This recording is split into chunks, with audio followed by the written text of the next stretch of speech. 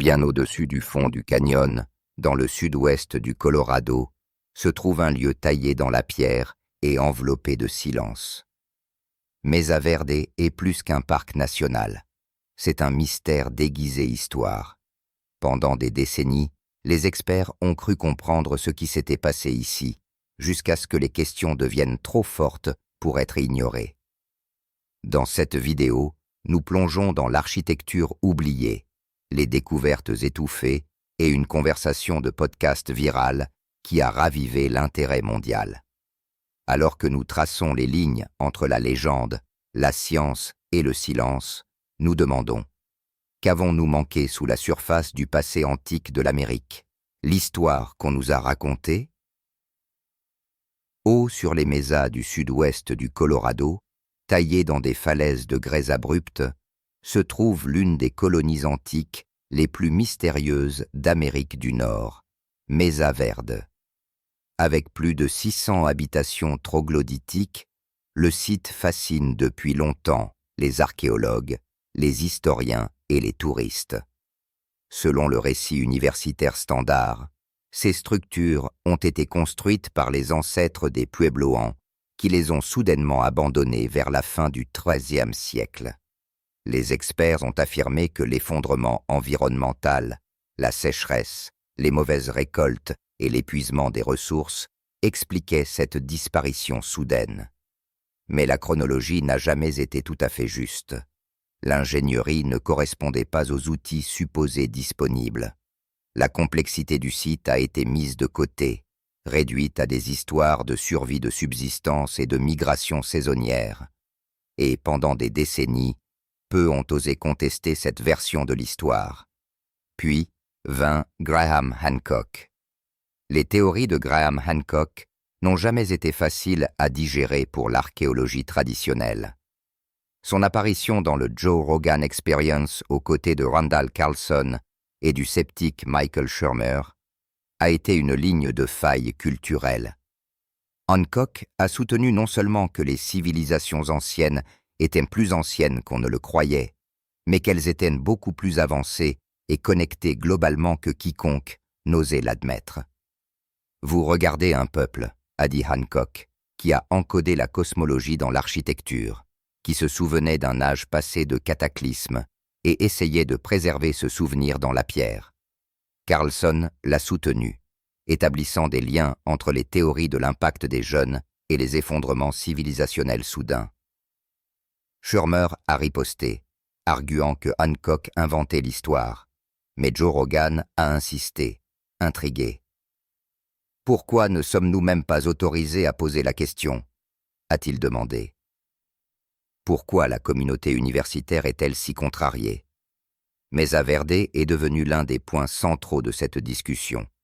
C'était un endroit qui, selon Hancock, avait une signification symbolique, astronomique et peut-être même apocalyptique bien plus grande que ce que les manuels scolaires admettaient.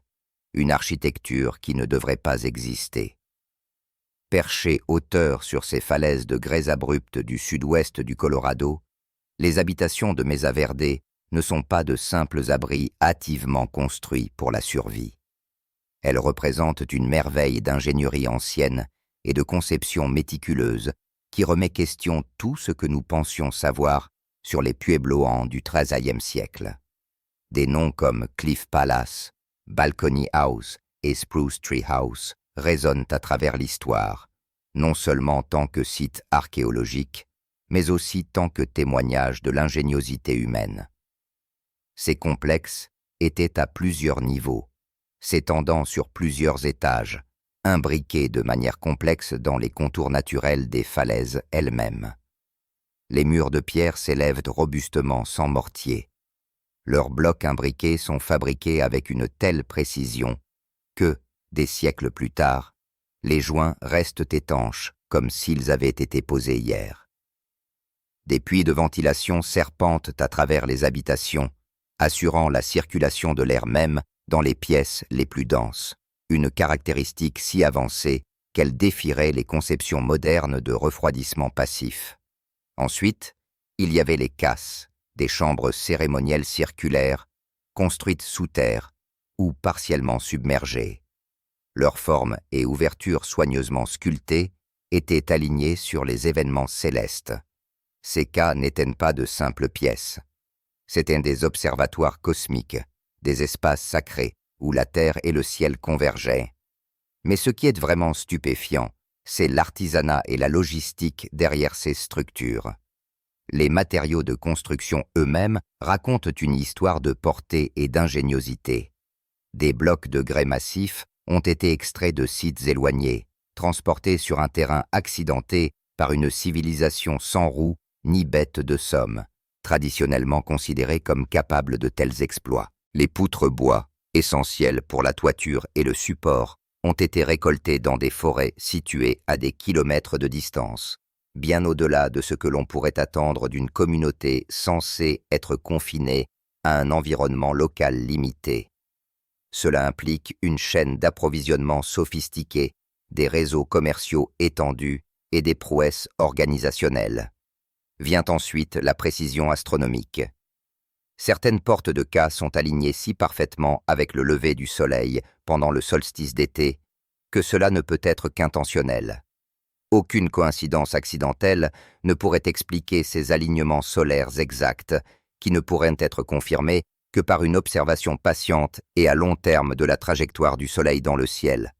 Pourtant, curieusement, il n'y a aucune trace ou preuve archéologique de télescopes, de cartes stellaires ou d'observations écrites, des outils sur lesquels les astronomes modernes s'appuient.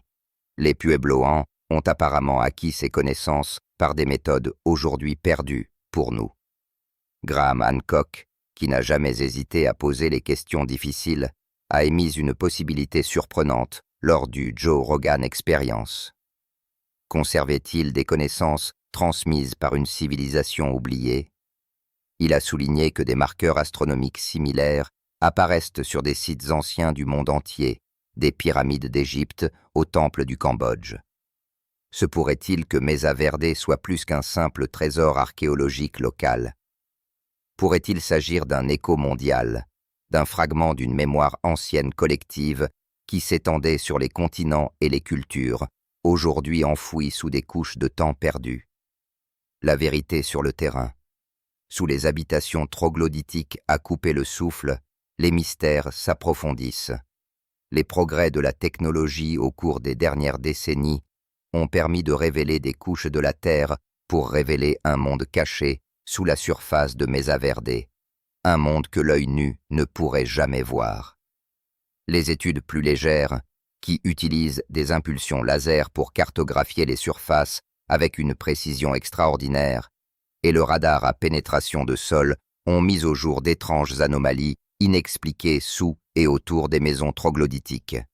Il s'agit notamment de vides et de formations formes de tunnels qui serpentent à travers le substratum rocheux comme des passages secrets.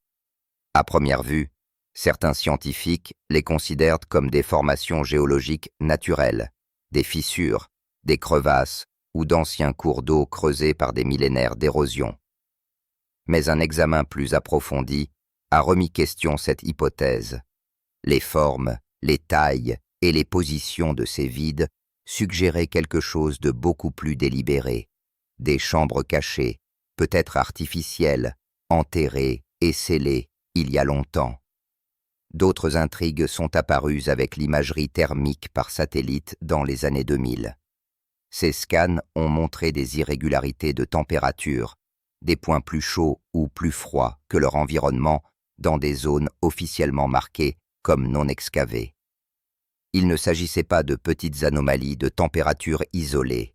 Elles étaient suffisamment importantes pour indiquer des chambres ou des vides souterrains qui avaient échappé à la détection précédente.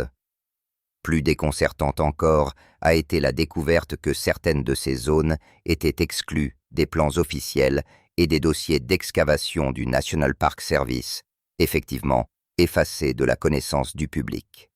Interrogés, les archéologues traditionnels ont invoqué des raisons familières, un financement limité, des préoccupations concernant les dommages aux structures fragiles ou la priorité à la préservation de ce qui était visible plutôt que de perturber ce qui se trouve dessous. Mais le silence semblait plus profond, presque intentionnel. Hancock a réfléchi à cette question discrètement pressante, avec une question qui persiste. Pourquoi trouve-t-on toujours plus sous terre qu'on ne s'y attend? À huis clos, des chercheurs indépendants, ceux qui ne sont pas liés par les pressions institutionnelles, ont spéculé encore plus loin. Et si Mesa Verde ne reposait pas simplement sur un substratum rocheux solide, mais sur un substrat archéologique encore plus ancien, antérieur au peuple puebloin? Cette couche pourrait contenir des indices sur une culture inconnue, une civilisation qui a disparu dans l'oubli avant que l'histoire ne commence à être écrite. Autrefois ridiculisée comme une spéculation fantaisiste, cette idée exige maintenant un réexamen à la lumière des preuves croissantes. La terre sous Mesa Verde garde jalousement ses secrets. Mais à mesure que la technologie progresse et que la détermination grandit, l'impossible commence à sembler inévitable. Le sol sous ces falaises pourrait bien réécrire ce que nous pensons savoir sur les origines de la civilisation elle-même, les symboles qu'on nous a dit d'ignorer. À travers les canyons accidentés et les alcôves abritées de Mesa Verde, les pétroglyphes, ces anciens marquages gravés dans la pierre, reposent tranquillement, souvent négligés ou rejetés par l'archéologie traditionnelle comme de simples décorations ou de l'art symbolique sans signification plus profonde. Des spirales s'enroulent de boucles hypnotiques. Des figures humanoïdes se tiennent figées dans un témoignage silencieux, et des formes géométriques abstraites forment des motifs déroutants qui, à première vue, semblent déconnectés de tout message cohérent. Pendant des décennies, les experts ont qualifié ces expressions de cérémoniales ou artistiques, offrant des théories vagues sur le culte du soleil, la vénération des ancêtres ou l'identité tribale. Des étiquettes qui, fin de compte, ressemblaient à des substituts à quelque chose qu'ils ne comprenaient pas. Mais Graham Hancock, avec sa curiosité implacable et son refus d'accepter des réponses faciles, a vu quelque chose d'autre. Pour lui, il ne s'agissait pas de rayures aléatoires ou décoratives. Il s'agissait de données encodées, de preuves d'une langue ancienne, d'un système symbolique destiné à transmettre des connaissances à travers les générations. Il a souligné les spirales particuliers, le même motif de spirale répétitif apparaissant non seulement ici, mais à des milliers de kilomètres de là, à Göbekli Tepe, Turquie, dans le désert aride d'Atacama, Amérique du Sud, et, étonnamment, dans les sites mégalithiques luxuriants disséminés Irlande. Ce n'étaient pas des échos fortuits, il s'agissait de symboles intentionnels, partagés à travers les cultures et les époques. Selon Hancock, ce sont des dispositifs de mémoire. Ils transmettent des informations sur les cycles, le temps, la destruction, le retour. Cette idée suggère que les peuples anciens ont encodé de profondes connaissances astronomiques et géologiques dans ces pétroglyphes, transmettant des avertissements et une sagesse qui pourrait survivre à des civilisations entières.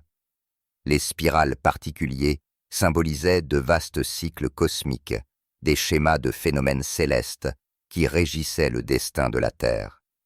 Randall Carlson, géologue et catastrophiste, a poussé cette interprétation encore plus loin. Il a relié les glyphes spirales directement à des cycles astronomiques connus. La procession des équinoxes, un lent balancement de l'axe de rotation de la Terre qui se produit sur 26 000 ans, et aux trajectoires des corps cométaires catastrophiques qui croisent l'orbite de la Terre. La perspective de Carlson n'était ni abstraite ni mythique. Elle était ancrée dans la géologie et la physique. Ensemble, Hancock et Carlson ont émis une hypothèse effrayante.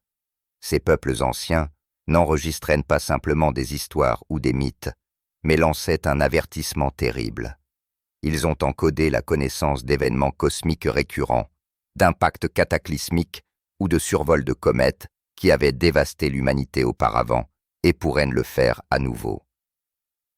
Ce n'est pas un mythe, a déclaré Hancock sur le podcast de Joe Rogan, sa voix ferme et urgente. C'est un héritage. C'est un souvenir déguisé mythe.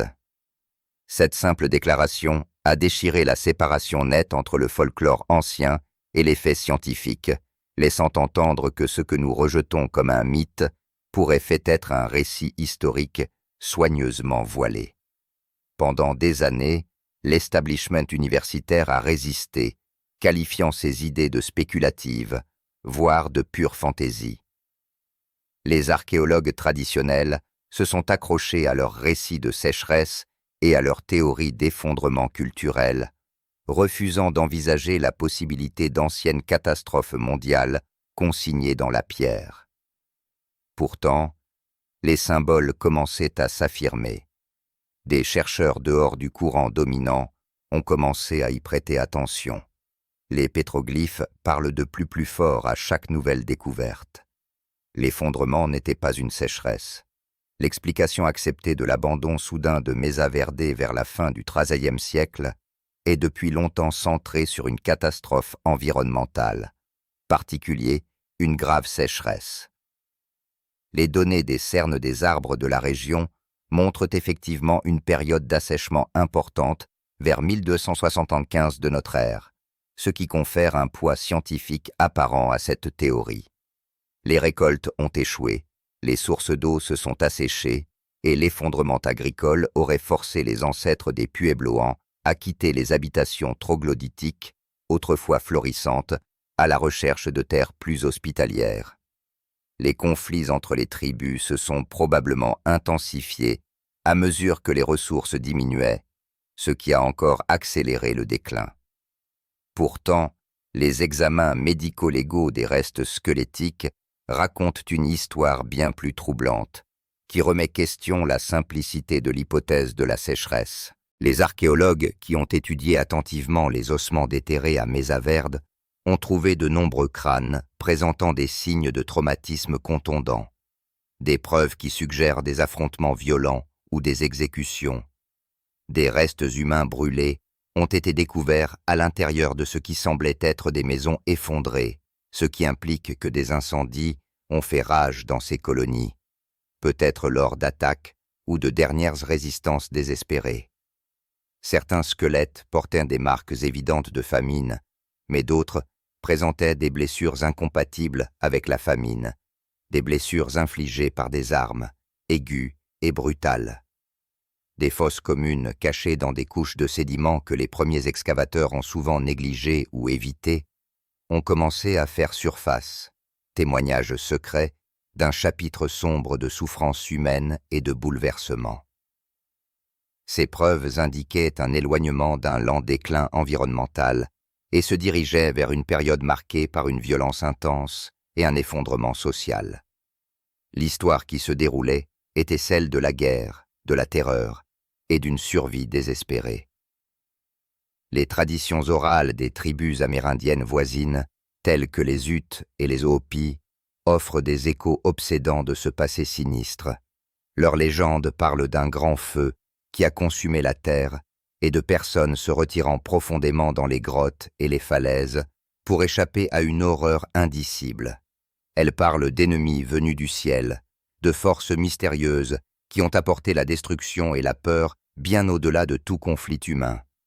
Ces histoires ont longtemps été rejetées comme des mythes ou des allégories symboliques, mais dans le contexte des preuves archéologiques, elles prennent une résonance nouvelle et effrayante. Sur le podcast de Joe Rogan, Hancock s'est appuyé sur cette perspective, le poids de la vérité étant apparent dans sa voix. Ces gens n'abandonnaient pas simplement leur maison, ils fuyaient. Et le fait qu'ils aient fui dans les falaises, et non loin d'elles, nous dit tout ce que nous devons savoir. Cette simple observation a de profondes implications. Si les ancêtres des Puebloans fuyaient un ennemi terrestre, la logique voudrait qu'ils s'échappent vers des terres ouvertes, vers des alliés ou des ressources. Au lieu de cela, ils ont cherché refuge dans les falaises elles-mêmes, les endroits mêmes que les archéologues explorent maintenant pour trouver des réponses. Les habitations troglodytiques, autrefois considérées comme des maisons paisibles ou des sites cérémoniels, peuvent en fait avoir été des forteresses désespérées contre une force écrasante, des secrets que le parc ne veut pas révéler. Pour la plupart des visiteurs, Mesa Verde est un aperçu époustouflant du monde antique. Un paysage tentaculaire d'habitations troglodytiques sculptées dans d'imposantes parois de grès, murmurant des histoires d'un peuple disparu depuis longtemps. Mais ce que ces touristes ne voient pas, ce qui est soigneusement caché derrière des portes verrouillées et gardé par des rangers silencieux, est un côté entièrement différent du site. Les sentiers officiels ne font qu'effleurer un mystère bien plus profond. De nombreux couloirs ont été définitivement bloqués et certaines chambres ont été scellées avec de lourdes portes métalliques sans aucune signalisation, laissant les esprits curieux se demander ce qui se trouve au-delà. Les efforts de conservation sont la raison publiquement invoquée pour ces fermetures, mais des initiés affirment qu'il s'agit d'une excuse commode. Plusieurs lanceurs d'alerte, dont d'anciens employés et archéologues, se sont manifestés au fil des ans avec des témoignages qui font allusion à une réalité bien plus troublante. Ils parlent d'entrées non marquées, d'escaliers cachés qui descendent spirales dans les ombres sous la mesa, et de pièces si étranges que même l'équipement d'arpentage le plus avancé se comporte de manière erratique. Les magnétomètres et les appareils de radar à pénétration de sol produiraient des lectures absurdes, comme si les pierres elles-mêmes interféraient avec les signaux. Dans un rapport particulièrement troublant de 2009, une équipe a documenté une chambre dont les murs étaient recouverts d'une substance noire qui défiait toute classification connue. Le matériau était si énigmatique que les scientifiques n'ont pas pu prélever d'échantillons. Il n'existe aucun dossier d'excavation pour cette chambre, ni pour de nombreuses autres zones qui ont été discrètement fermées. Les demandes vertu de la loi sur la liberté de l'information ont renvoyé des dossiers fortement expurgés avec des pages entières manquantes et des cartes de sites entières disparaissant des archives publiques. Il ne s'agissait pas seulement de documents perdus. C'était comme si des sections entières de l'histoire du parc étaient délibérément effacées. Quel secret était enfoui sous ces portes scellées? Qu'est-ce qui était si menaçant pour que les pouvoirs qui contrôlent Mesa Verde choisissent le silence plutôt que la transparence? Graham Hancock, qui n'a jamais mâché ses mots, a posé la question la plus directe de toutes. Pourquoi chaque site antique qui remet question l'histoire officielle est-il enterré, scellé ou rejeté? Selon lui, le schéma était indubitable. Lorsque des preuves émergent qui bouleversent le récit conventionnel, les institutions se serrent les coudes et les cachent. À Mesa Verde, cette question ne pouvait plus être rejetée comme une simple spéculation. Elle était devenue une réalité pressante. Le silence ne visait pas seulement à protéger des ruines fragiles. Il s'agissait de dissimuler une vérité qui menaçait de réécrire tout ce que nous pensions savoir sur l'histoire de l'humanité. L'homme qui ne voulait pas se taire. Pendant des décennies, Graham Hancock a subi le poids du mépris de l'establishment universitaire. Ses théories, allant des civilisations perdues aux connaissances antiques avancées, ont été rejetées comme de la pseudoscience, des théories du complot, les divagations d'un penseur marginal sans référence. Mais le temps, semble-t-il, a une façon de tordre la vérité dans des directions étranges. Après des années de ridicule, les avertissements de Hancock concernant des sites comme Mesa Verde ont trouvé une confirmation effrayante. 2023, longtemps après que l'épisode central de Hancock sur le Joe Rogan Experience soit devenu viral, une nouvelle vague de chercheurs indépendants, armés des dernières technologies et d'un esprit ouvert, est retournée à Mesa Verde pour sonder plus profondément. Leurs conclusions ont été surprenantes.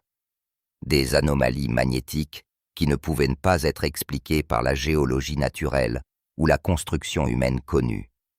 Des glyphes et des symboles dont les schémas correspondaient à des alignements astronomiques complexes oubliés depuis longtemps. Des chambres auparavant cachées ou scellées, maintenant soigneusement documentées, révélant une sophistication structurelle qui remettait question la chronologie acceptée des anciennes cultures nord-américaines. le résumé succinct de Hancock a résonné plus fort que jamais. Mesa Verde n'est pas seulement une maison, c'est un coffre à souvenirs, un dépôt de connaissances perdues cryptées dans la pierre et l'ombre. Randall Carlson, un chercheur respecté à part entière, a ajouté de la gravité à la découverte.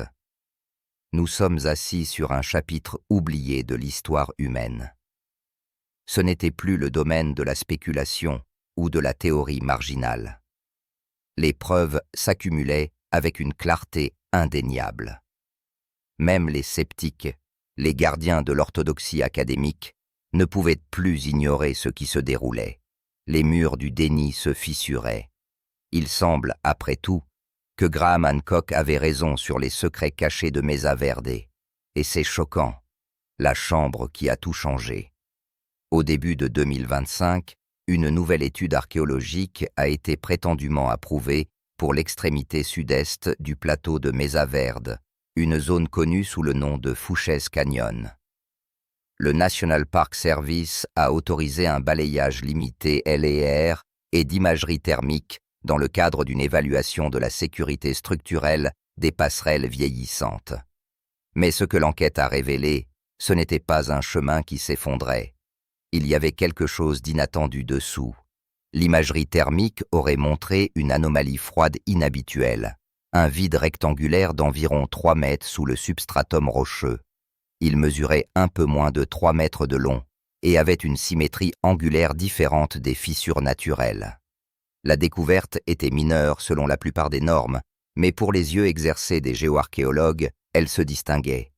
Des documents rapportent plus tard que ce vide particulier n'a jamais été cartographié lors de fouilles archéologiques antérieures. Il se trouvait sous un site de grenier connu, ce qui a conduit à une hypothèse discrète. Les Puebloans pourraient avoir délibérément dissimulé des chambres sous les zones de stockage des aliments, peut-être à des fins cérémonielles ou protectrices. Mais aucun artefact n'a encore été récupéré et aucune fouille n'a été autorisée. Dans le rapport revendiqué, une lecture de susceptibilité magnétique de la zone environnante a montré un pic inattendu dans le sol, anormal, mais pas sans précédent. Ces lectures, parfois causées par de la terre brûlée ou des dépôts minéraux riches fer, ont été trouvées directement au-dessus de l'endroit où le vide a été imagé. Certains chercheurs indépendants ont commencé à assembler les pièces du puzzle. Si cette chambre avait été scellée après un incendie, elle pourrait conserver des indices intacts pendant des siècles. Des échantillons de pollen, des couches de cendres, peut-être même des maçonneries effondrées d'une phase de structure antérieure. Pas d'affirmation extravagante, juste le potentiel d'un contexte auparavant intact, comme l'a noté un rapport dans sa conclusion. Une enquête plus approfondie pourrait révéler des caractéristiques structurelles ou symboliques incompatibles avec les interprétations actuelles des phases architecturales et des Puebloans ancestraux. Ce n'était pas une chambre au trésor, ce n'était pas une technologie extraterrestre, c'était, cependant, une raison sérieuse de reconsidérer ce que Mesa Verde pourrait encore cacher à la vue de tous.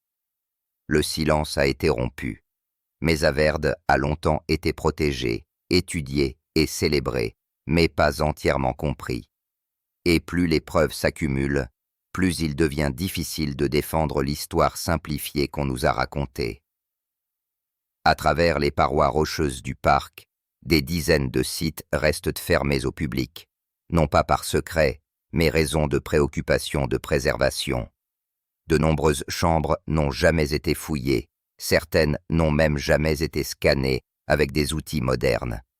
Les anciens dossiers de fouilles des années 1930 et 1940 ne respectent souvent pas les normes de documentation requises aujourd'hui. Des couches architecturales entières peuvent avoir été involontairement couvertes ou rejetées. Rien de tout cela ne confirme les civilisations perdues ou les avertissements catastrophiques encodés dans la pierre, mais cela suggère que les Puebloans avaient une compréhension plus profonde de l'astronomie, de l'acoustique et de l'alignement structurel qu'on ne leur a attribué. Les cases cérémonielles n'ont pas été placées au hasard. Les pétroglyphes spirales n'ont pas été sculptés sans raison. Et des communautés entières n'ont pas abandonné d'énormes villes troglodytiques simplement parce qu'elles avaient faim. Hancock n'a peut-être pas eu tous les détails corrects, mais son message central, à savoir que nous souffrons d'une amnésie historique, commençait à ressembler moins à de la spéculation qu'à de la prévoyance. Selon les propres mots de Joe Rogan dans cet épisode, désormais célèbre, nous devons être prêts à tout réexaminer et à ne pas avoir peur de ce que cela pourrait signifier. Mesa Verde n'a jamais été qu'une collection d'anciennes maisons. C'était une histoire gravée dans les eaux de la terre, une histoire que nous venons tout juste de commencer à lire avec les bons outils. Et à mesure que les données émergent, que le silence cède la place à l'examen minutieux, une chose devient claire. Graham Hancock avait raison au sujet des secrets cachés de Mesa Verde. Quoi d'autre négligeons-nous dans les ruines du monde antique, simplement parce que nous avons cessé de poser des questions difficiles? Partagez vos réflexions dans les commentaires. Merci d'avoir regardé cette vidéo avec nous, et à bientôt dans la prochaine.